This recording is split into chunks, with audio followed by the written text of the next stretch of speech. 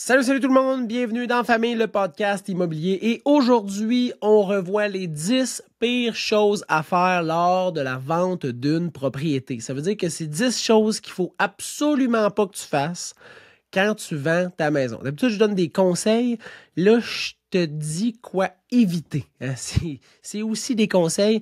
C'est des choses qui peuvent te coûter cher, qui peuvent même empêcher la réalisation de ton projet. Tu sais, moi, ça fait 8 ans que je courte immobilier. Là. Je veux dire, j'ai pas le plus d'expérience sur Terre, mais je commence à avoir un bon bagage. Puis, je veux mettre en évidence les 10 pires erreurs que les propriétaires commettent quand ils vendent leur propriété. Puis, en évitant ces pièges-là, vous allez pouvoir maximiser les chances de vendre puis d'avoir une réussite puis une bonne rentabilité dans votre transaction de vente. Puis, si jamais vous cherchez à acheter, c'est quand même un bon podcast à écouter parce que vous allez pouvoir vous dire, ouais, ben, tu sais, les maisons que j'ai visitées avaient fait telle erreur. Fait que clairement, ils n'ont pas checké leurs affaires. Fait que commençons tout de suite. Fixer un prix trop élevé. Puis ça, là, est que c'est d'actualité, mon chum. Tu sais, depuis 2019, mettons, là, les prix ont vraiment augmenté. Puis là, tu sais, pendant l'effervescence de la COVID, là, les gens étaient comme en rattrapage. Tu sais, fait qu'ils essayaient de suivre le flow. Puis là, ils augmentaient petit peu par petit peu les valeurs, tu sais, des propriétés affichées. Puis là, on a atteint comme un plateau. Tu sais, pas une régression, juste un plateau. Puis, il y a plusieurs propriétaires qui, eux, auraient apprécié que ça continue à croître, puis c'est pas le cas. Puis là, ils vont aller fixer un prix genre comme si ça l'avait continué, là, tu sais, là.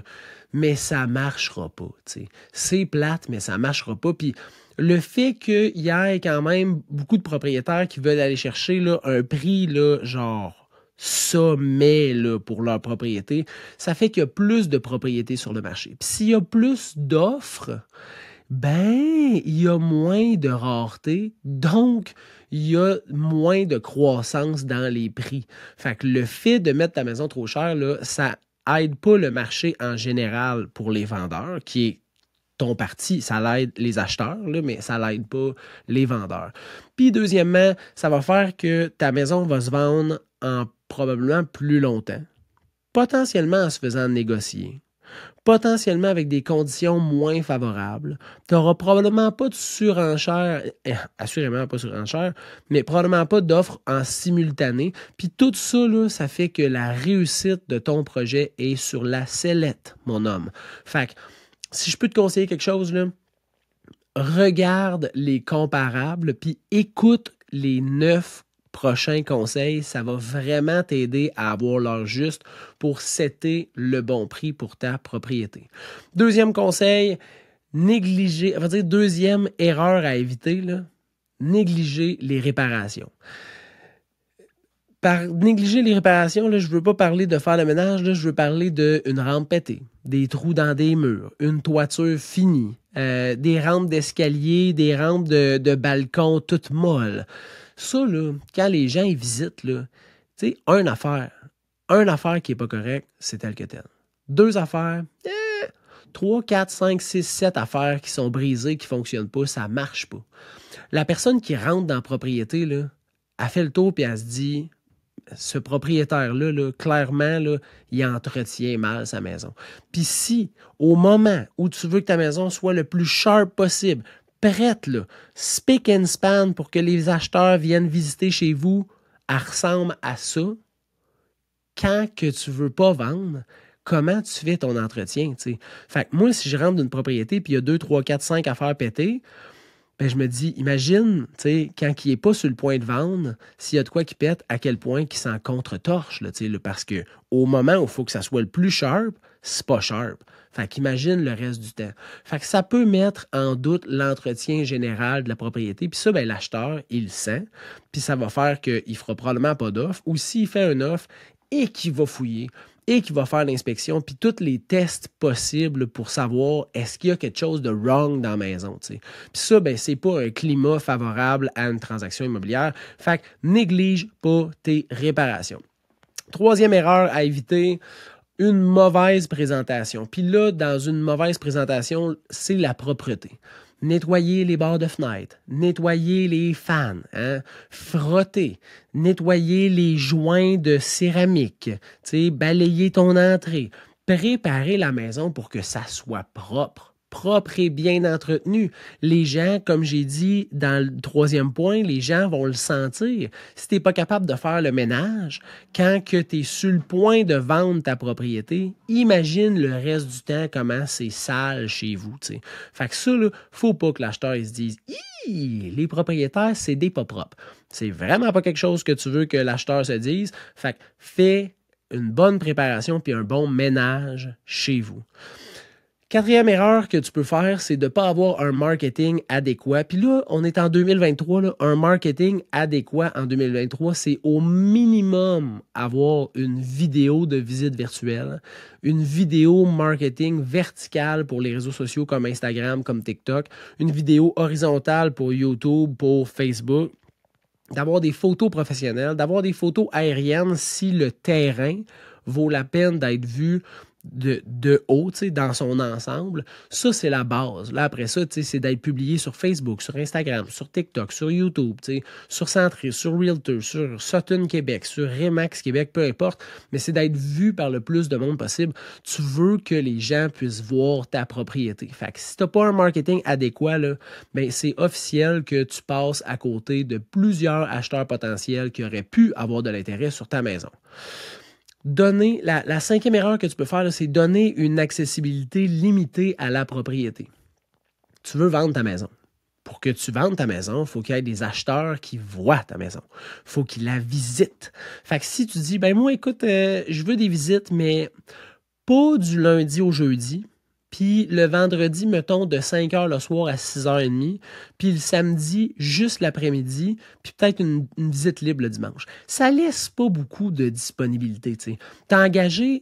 Mettons que tu engages un courtier, là, t'es même pas obligé d'être là pour faire les visites. Fait que, tu sais, donne le plus de disponibilité possible. Puis si tu décides de vendre par toi-même sur Marketplace, Kijiji, sur du Proprio, peu importe, là, tu sais, là, arrange-toi quand tu vas mettre ta maison sur le marché là, pour avoir genre une semaine de congé. Tu sais, puis être capable de donner accès à visiter au plus de monde possible dans un temps donné pour te donner le maximum de chances de vendre ta maison. La différence entre quelqu'un qui vend lui-même puis un courtier, là, une des différences, là, c'est l'accessibilité puis la disponibilité parce que c'est pas l'horaire du propriétaire, c'est l'horaire du courtier. Puis normalement, l'horaire du courtier est supposé d'être fucking wild. Là, est supposé d'être vraiment large puis vraiment disponible.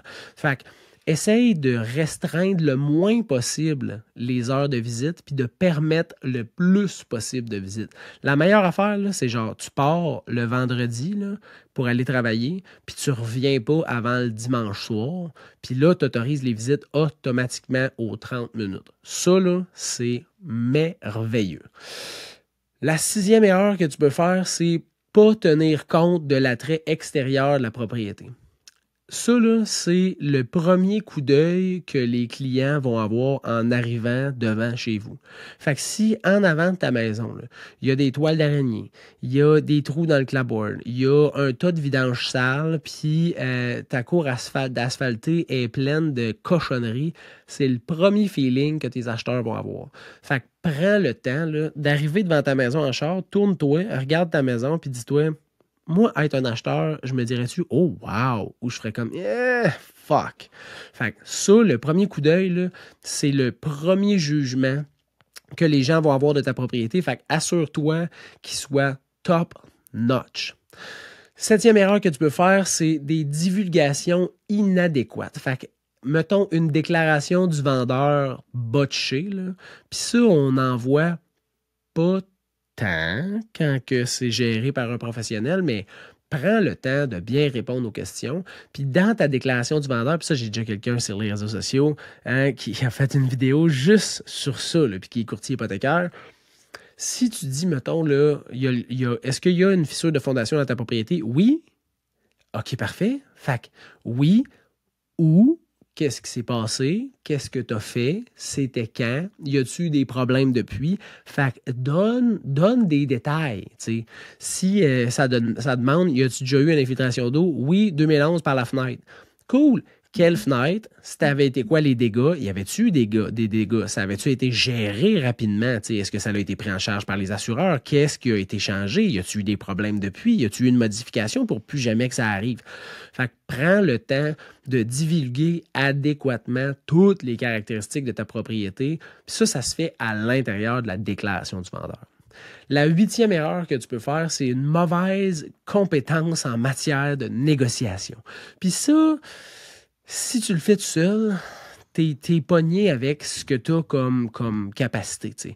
Mais si tu prends un courtier, là, quand tu magasines tes courtiers, là, demande-leur comment qu'eux autres vont traiter les offres multiples, comment qu'ils vont traiter la surenchère, comment qu'ils font pour bien négocier tes intérêts à toi.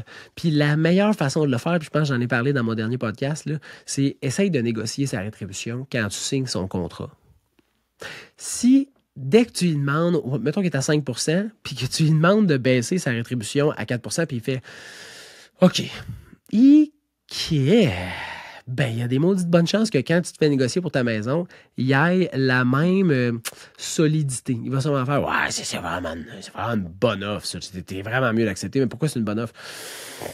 Ah, c'est une bonne offre. Hein? C'est une bonne offre. On pourrait accepter ça, là.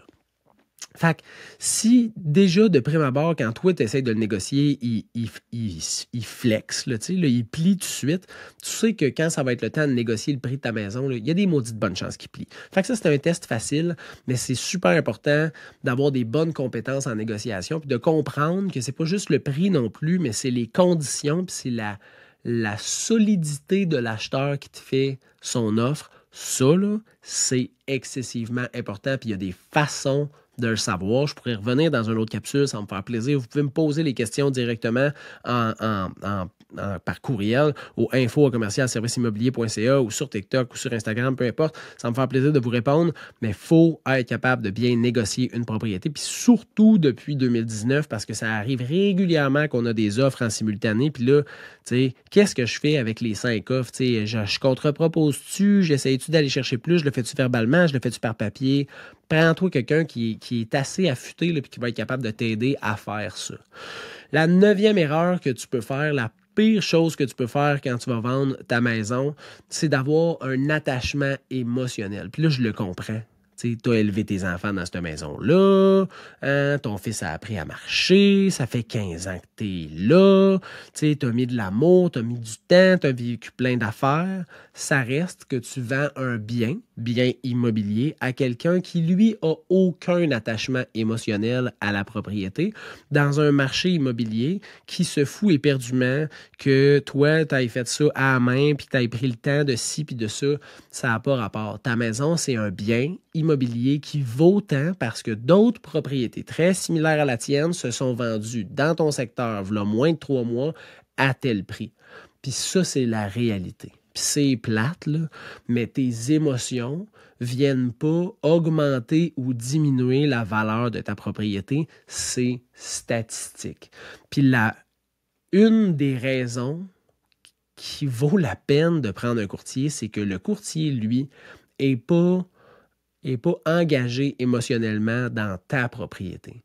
Moi, je suis engagé émotionnellement dans le projet de mon client, mais ça n'a pas rapport avec la propriété. Fait que ça, c'est probablement la plus grosse erreur que tu peux faire. Puis ça va venir interférer dans tous les morceaux de la transaction. T'sais.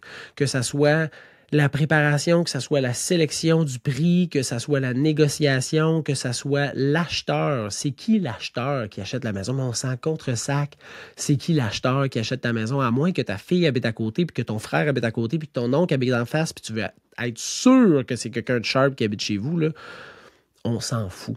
Fait que détache-toi le plus possible de ce bien immobilier-là, puis mets dans les mains de quelqu'un qui est neutre le devoir de bien te conseiller objectivement.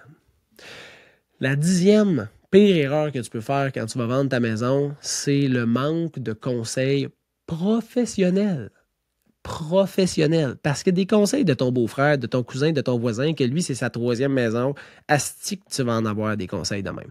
Tu n'en as pas de besoin des conseils comme ça. Parce que, mettons, moi, là, je veux faire une modification sur mon véhicule. Là, je ne demande pas à mon beau-frère que lui, il a eu 2 NDC. Non, non. Je vais aller voir un garagiste. Hein?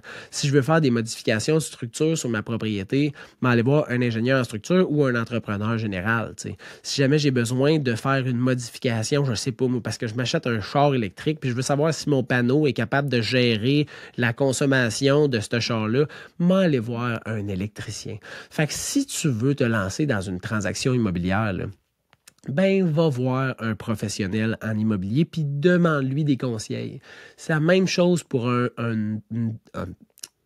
démarcher pour une hypothèque. Tu vas voir un courtier ou un spécialiste hypothécaire qui, lui, fait juste ça de l'hypothèque. T'sais. Fait que dans l'immobilier, ben, c'est le courtier immobilier qui est le plus adéquat pour te donner des conseils parce qu'il vit le marché, il analyse le marché, il connaît le marché, hein, puis il connaît les contrats, les procédures, les délais usuels. Tout ça, là, ça va vraiment te servir dans ta transaction. Fait que, prends pas n'importe quel. Choisis le bon courtier. Mais choisis-toi quelqu'un qui va être capable de donner un paquet de conseils professionnels pour que tu réussisses au plein potentiel ta transaction. Parce que moi, ma mission, là, c'est que ça. C'est que ça. C'est pour ça que je fais des vidéos, c'est pour ça que je fais de l'immobilier, c'est pour ça que je m'engage vraiment avec mes clients dans leurs projets parce que je veux donner le maximum d'outils pour que mes clients puissent réussir le plein potentiel de leur projet. Puis c'est direct pour ça, si tu as écouté ce podcast-là, ces capsules-là, jusqu'au bout, c'est parce que tu as probablement envie de réaliser le plein potentiel de ton projet et je te le souhaite. Fait que si tu évites ces 10 choses-là dans la vente de ta maison, normalement, ça devrait bien se passer. Si jamais tu as besoin d'informations, tu as besoin de conseils supplémentaires, tu m'écris au info@serviceimmobilier.ca. Tu peux me suivre sur TikTok, Service Immobilier. Tu peux aller voir sur mon site web, serviceimmobilier.ca. Ça va me faire plaisir de t'aider et n'hésite pas à t'abonner pour rester attentif aux prochains podcasts qui vont sortir. Ciao!